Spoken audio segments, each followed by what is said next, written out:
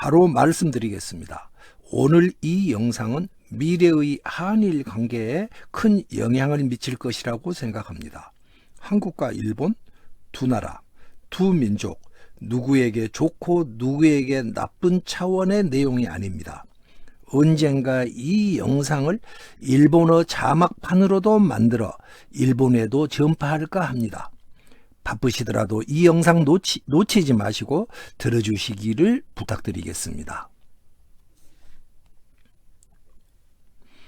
이 그림은 호쿠사이라는 일본인 화가가 그린 가나가와의 거대한 파도라는 그림입니다. 매우 유명한 그림이죠. 저는 어느 날 이 그림과도 같이 크고 세찬 파도에 얻어맞고 정신을 잃을 뻔했습니다. 오늘은 제가 그날 얻어맞았던 그 파도 이야기를 한번 해드리고자 합니다. 저는 우리나라에 전해오는 향가 25곡의 해독을 마치고 향가에 대한 저의 일은 끝났다고 생각했습니다. 마무리 작업으로 자료 정리에 들어갔습니다. 자료에는 일본인들이 쓴 향가 논문도 있었습니다. 일본인들은 만엽집이라는 그들 자신의 고대 시가집을 알기 위해서 우리나라 향가를 연구한다고들 스스로 이야기합니다. 끝내는 김에 만엽집이 어떤 작품인지 간단히 살펴보기로 했었습니다. 사실 그때까지 저는 만엽집을 잘 몰랐거든요. 만엽집은 서기 600~700년대 일본인들이 자신들이 만든 시가를 누군가가 모아놓은 책이라고 합니다. 백제 멸망 직후가 바로 600~700년대입니다. 그리고 그 속에는 만엽집 속에는 4516곡이 수록되어 있습니다. 4516곡. 사실 어마어마한 양입니다. 지금까지 이 4516개라는 엄청난 양이 우리 한민족을 주눅들게 만들었습니다. 시청자 여러분, 김영애TV는 이렇게 압도적으로 불리한 상황에서도 우리의 향가의 비밀을 밝혀내서 역사적 대반전을 이루고자 하는 TV입니다. 여러분의 구독과 좋아요가 큰 힘이 될 것입니다. 이런 일이 가능할 수 있도록 응원과 후원 부탁드리겠습니다. 저는 만엽집을 손에 잡기까지는 그때까지만 해도 앞으로 일어날 일을 전혀 예상하지 못했습니다. 향가 연구가 끝났으니까 만엽집을 간단히 한번 들여다보자 이것뿐이었습니다. 일본인들은 만엽집 작품에 1번가에서 1번가, 2번가, 4516번가까지 고유 번호를 매겨놓고 있습니다. 마치 우리가 주민번호 매기듯이 매겨놓고 있습니다. 이 많은 작품들 중에 저는 맨 마지막 작품 4516번가를 꺼내들었습니다. 4516번가는 서기 759년에 만들어진 작품입니다. 백제가 660년에 망했으니까 백제의 멸망 정확히 100년 후 작품이다. 이렇게 생각하시면 되겠습니다. 제가 깜짝 놀라기까지는 1분도 채 걸리지 않았습니다. 4516번가를 보자 말자 소스라치게 놀란 것입니다. 향가만이 가지고 있는 특징들이 4516번가에서 튀어나온 것입니다. 그러한 특징을 가진 작품은 향가뿐입니다. 4516번가는 향가만의 특수 법칙으로 만들어져 있던 작품이었습니다. 그러니까 놀랍게도 4516번가는 향가였던 것입니다. 제가 말씀드렸죠. 향가 제작법으로 만들어져 있다면 그 작품은 향가다. 이것이 향가의 정의다. 이 향가의 정의에 의해서 4516번가는 향가가 되는 것입니다. 아니, 향가가 왜 만엽집 속에 들어와 있어? 네가 왜 거기서 나와? 저는 그렇게 혼자서 중얼거렸습니다. 어쨌든 먼저 일본인들이 풀어놓은 만엽집 4516번가를 감상해 보겠습니다. 제가 낭송해 드릴게요. 다시 새로운 한 해가 시작되는 새해, 첫날인 오늘 오는 눈처럼 더 많아라 좋은 일, 뭐 새해 첫날에 부른 노래일 수준 같습니다. 그러면은 이제 4516번가를 향가 제작법으로 풀어보면 어떤 내용이 나올까요? 제가 낭송해 드리겠습니다. 새로운 해가 시작되었다. 응당 베풀고 백성들을 번창하게 하리. 응당 그대들도 밤늦도록 베풀고 번창하게 해야 하리. 나머지 사람들도 힘차게 달리자. 이런 멋진 내용이 나옵니다. 마치 어느 국가나 지방자치단체의 신년사와도 같습니다. 맞습니다. 이 노래는 신년사입니다. 야카모치라는 작가가 1월 1일 날 부하들을 모아놓고 신년사를 했던 작품이라고 배경 기록에 그렇게 기록이 되어 있습니다. 정확하게 배경 기록과 맞아떨어지는 해독이 나왔습니다.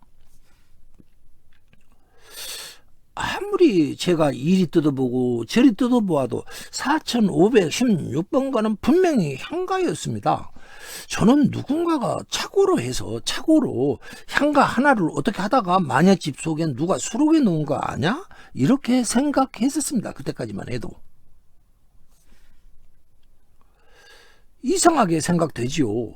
그래서 다른 작품들을 한번 살펴보기로 했습니다. 맨 앞에 1번가를 한번 풀어보았습니다. 그랬더니 그 작품도 향가였던 거예요.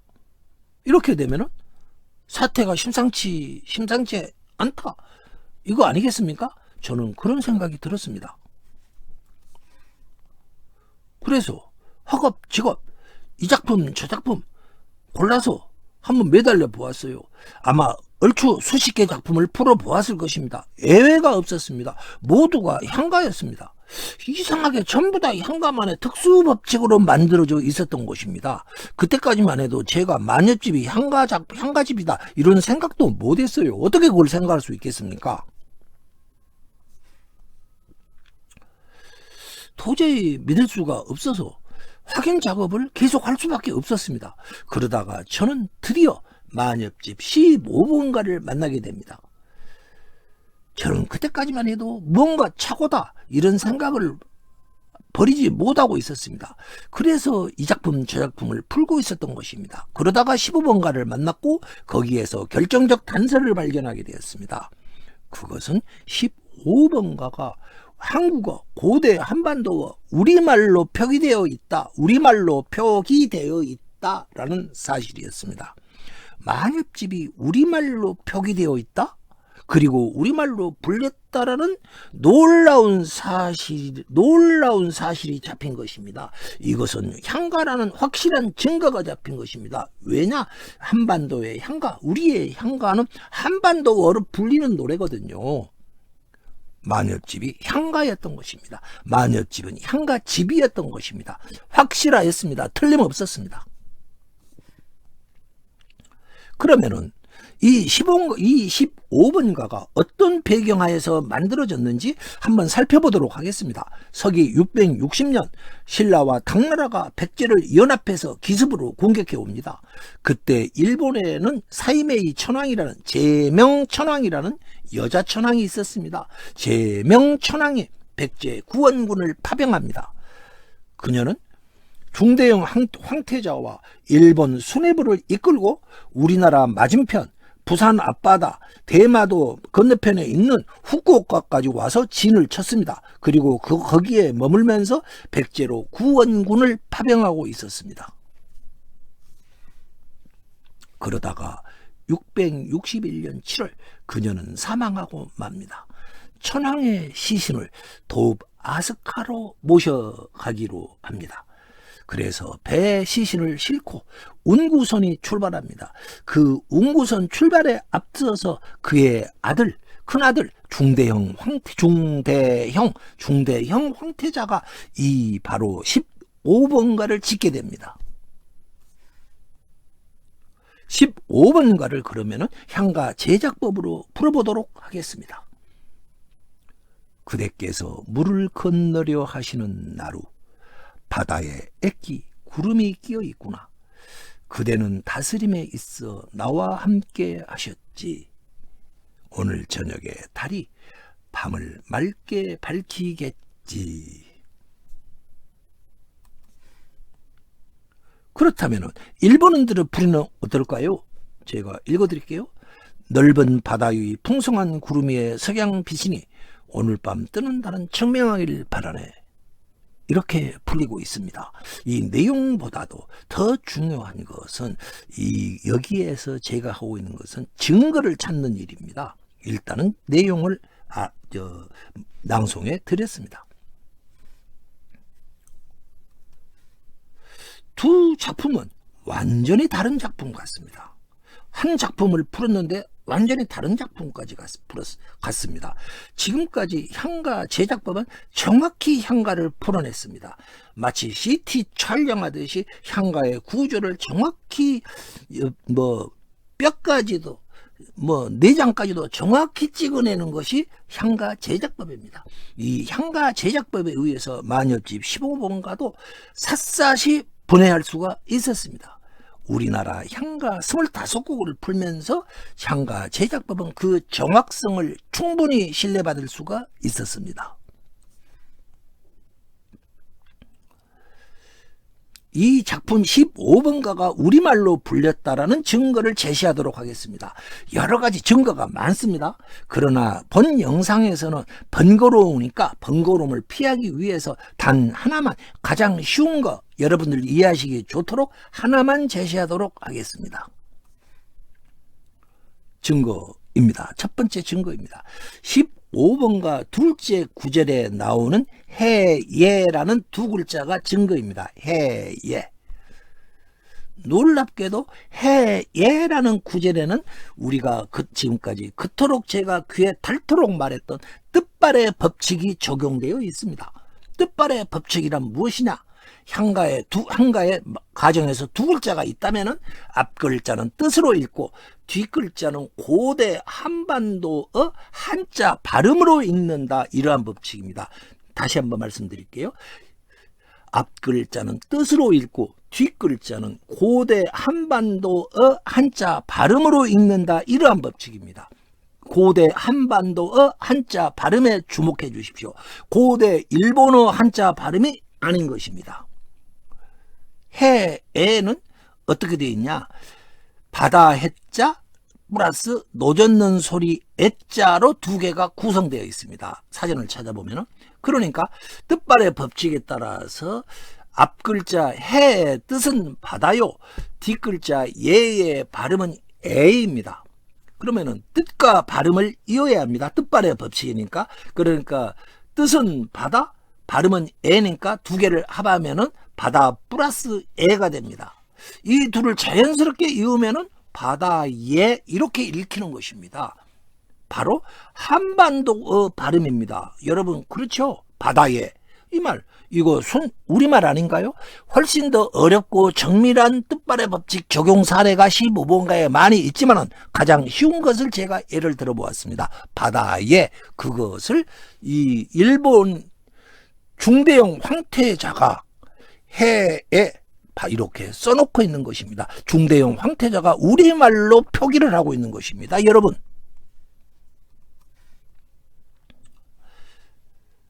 15번가는 향가 제작법으로 만들어져 있었습니다. 향가 제작법은 있죠.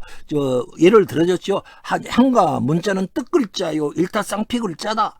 또 우리말 어순법으로 되어 있다. 노랫말 청은 보언으로 되어 있다. 이것이 바로 향가 제작법 골자라고 했지 않습니까? 이 골자대로 15번가는 만들어져 있었습니다. 여기서 물론 번거로우니까 그것은 생략하도록 하겠습니다. 가장 여기서 제가 강조하고 싶은 결정적 포인트는 15번가는 이 향가 제작법에 따라서 만들어져 있기 때문에 향가고, 특히 뜻발의 법칙에 따라서 고대 한반도로 불려지고 있었다. 이것을 제가 오늘 여기서 강조하는 것입니다. 아까 말씀대로 향가 제작법으로는 어떻게 적용되느냐, 구체적인 거, 이것 말고도 뜻발의 법칙이 적용되는 거 뭐 없느냐, 이런 것들은 죄송하지만 저의 저서 일본 만엽집은 향가였다, 이 저서를 참고해 주시기를 부탁드리겠습니다.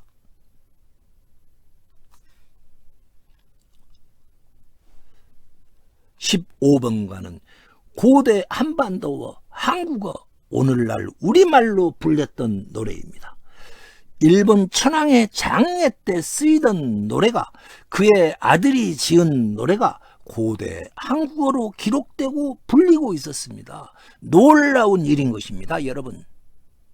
어떻게 일본의 사람들이 우리 한국어로, 우리말로 노래를 짓고 부르고 있었냐 이 말입니다. 그리고 그게 어떻게 해서 만엽집에 들어있냐라는 겁니다. 오늘 지금 그것을 제가 말하고자 하는 겁니다. 군더더기 다 빼고 15번가의 핵심을 바로 다시 한번 짚어드리고 가겠습니다. 15번가는 향가 제작법에 따라 만들어져 있었습니다. 이 진주알이 하나하나 꼬여 있듯이 한자 문자가 하나하나 향가 제작법에 따라서 조립되어 있었습니다. 그러니까 향가인 것입니다. 또 15번가는 일본어가 아니고 고대 한반도어로 불리고 쓰여져 있었다는 사실입니다. 해에 이렇게 한자 해에 이렇게 써놓고는 바다에 이렇게 읽고 있었던 것입니다.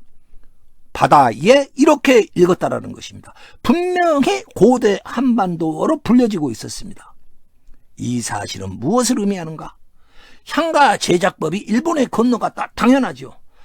향가 제작법이 한반도에서 서기 42년 만들어진 향가 제작법이 한반도에서 열도로 건너간 것뿐만이 아니고 뭐까지 건너갔다? 고대 한반도까지 함께 건너갔다라는 사실을 명확히 말하고 있는 바로 그 증거입니다. 이것을 어떻게 거부할 수가 있겠습니까? 사람과 말 그리고 향가 제작법이 그야말로 한 묶음으로 통째로 일본 열도로 건너간 것입니다. 바로 이 사실을 말하고 있는 것입니다. 확실했습니다. 그야말로 충격적이었습니다. 이제는 계속하지 않을 수가 없었습니다. 여기까지 저는 처음에 만엽집을 이렇게 처음에 볼 때는 간단하게 한두 작품 그냥 만엽집이 뭔가 이걸 보려고 그냥 시작했다가 완전히 그냥 그야말로 신우이 피하자, 향가 피하자, 만엽집 만난다고 신우이 피하자, 시어머니 만나게 된 것입니다. 여러분, 이제 만엽집 해독을, 검토를 계속하지 않을 수가 없었습니다. 확인을 계속해야 했습니다. 랜덤 샘플링을 해서 작품을 풀어보았습니다. 예를 들어서 1번가를 풀었다. 그러면 201번가, 다음에는 401번가, 다음에는 또 뭐 등등등하고 1001번가 이런 식으로 200개씩을 건너뛰면서 모든 작품을 규칙적으로 랜덤 샘플링해서 풀어보았습니다. 그렇게 해서 저는 현재까지 만엽집 약 750여 곡을 해독해 놓았습니다. 만엽집 4,516곡 중에서 약 15% 정도입니다. 그걸 풀어보았더니 애도 없이 모두가 다 향가 제작법에 한 편의 애도 없이 다 들어맞았습니다. 다시 말씀드려서 한 편의 애도 없이 다 향가했던 것입니다. 더 까무러칠 일, 작품 풀이에 일본어가 필요 없었다는 사실입니다. 왜 그러냐? 한자들이 전부 우리가 고대 한반도어를 표기하기 위해서 써놓고 있었던 거예요. 일본어 표기를 위해서 사용하지 않았던 것입니다. 한 번도 아니었고요. 다시 말해서 한반도로 쓰여 있으니까 일본인들은 언어 장벽을 갖게 돼요. 왜? 이 글이 한반도 표기니까, 한국어 표기니까. 그리고 일본어가 필요 없어요. 일본어 하나도 모르는 우리나라 사람들 아무 때나 만엽집 다 풀 수 있어요. 그러니까 만엽집은 누구만 풀 수 있다? 일본인들은 못 풀어요. 언어 장벽이 있기 때문에. 한국인만 풀 수 있어요. 그야말로 충격적 사태가 벌어진 겁니다, 여러분. 그래서 한번 번호대로 랜덤 샘플링도 해보았고 작가별로도 한번 풀어보았습니다. 여러분, 누카타라는 액전왕이라는 일본에서 가장 사랑받고 있는 여류 가인이 있습니다. 가장 그녀를 빼놓고 일본의 만엽집을 이야기할 수가 없어요. 그러나 그녀는 수수께끼의 인물입니다. 작품만 열 몇 개가 남아있어요. 그래서 제가 그녀 작품 모두를 죄다 잡아서 풀어보았어요. 그랬더니 그녀에 대한 엄청난 사실들이 그 작품을 해독하니까 쏟아져 나오는 것입니다. 일본인들은 이 누카타 액존왕을 사랑은 하지만은 이 그녀가 어떤 여인인지를 몰라요. 그러니까 풀어보았더니 단방의 액존왕이 어떤 여인이다. 물론 100%다 나오진 않아요. 액존왕이 어떤 여인인지가 알 만큼, 필요한 만큼은 다 나오더라 이 말입니다.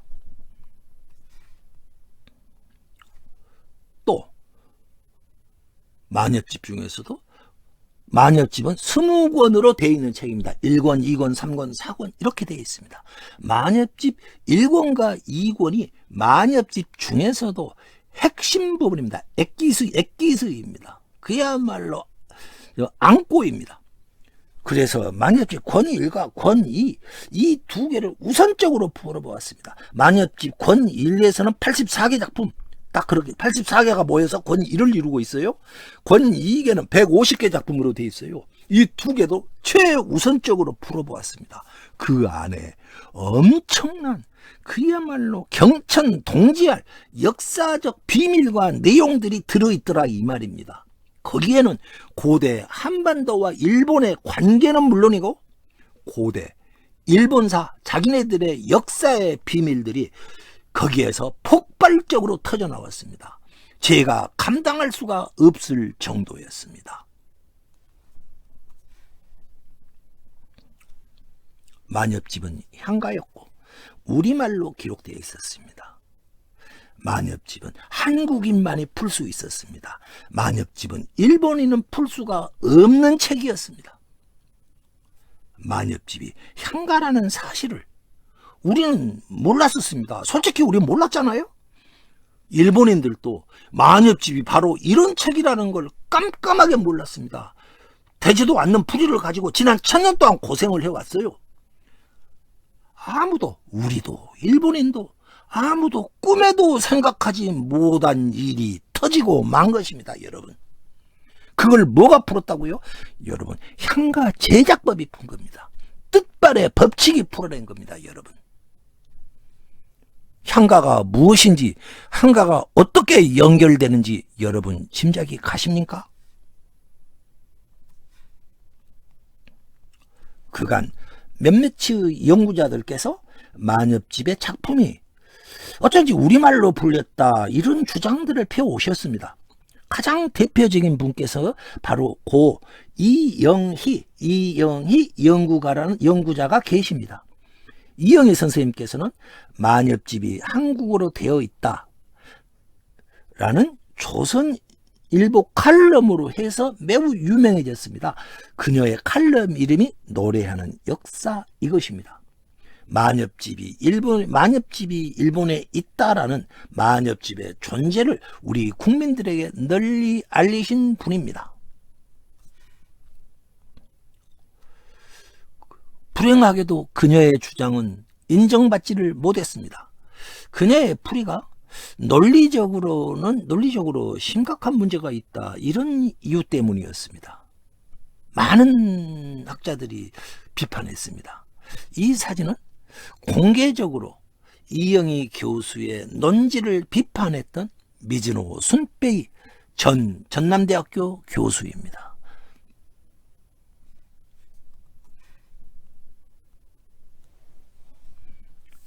앞에서 말한 분들은 모두 논리 면에서 반박을 받아서 주저앉고 말았습니다. 그러나 마녀집의 모든 작품이 노래도 아니고 향가이고 우리말 차원을 더 한 단계 높은 향가였고 바로 우리말로 되어 있다. 이러한 사실을 이제는 엄격한 논리로 입증할 수 있다라는 이론을 제가 제시하고 나온 것입니다. 여러분, 그것이 바로 향가 제작법입니다. 향가 제작법은 삼국유사 향가 14개, 균여전 향가 11개 모두를 풀어냈습니다. 그리고 완벽하게 풀어냈습니다. 향가 제작법은 더 나아가서 향가 제작법은 한반도 향가와 일본 열도의 향가, 마녀집의 향가 4516개도 모두를 가볍게 풀어낼 수 있는 엄격한 이론 체계입니다. 만엽집 풀이에는 일본어가 필요 없었습니다. 왜냐? 우리말로 만들어져 있으니까요. 이러한 사실들이 바로 향가 제작법으로 입증되고 있는 것입니다.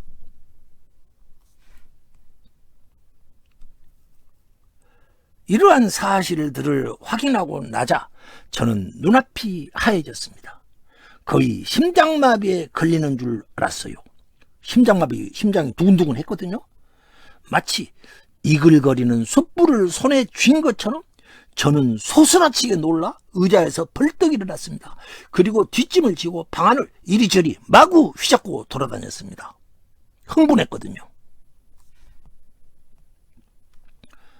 만엽집이 향가였고 우리말로 불려졌다. 그리고 엄격히 입증될 수 있다. 그 누가 반대 논리를 해도 펴도 이 향가 제작법을 무너뜨릴 수가 없다. 이것은 쓰나미였습니다. 놀라운 일이었습니다.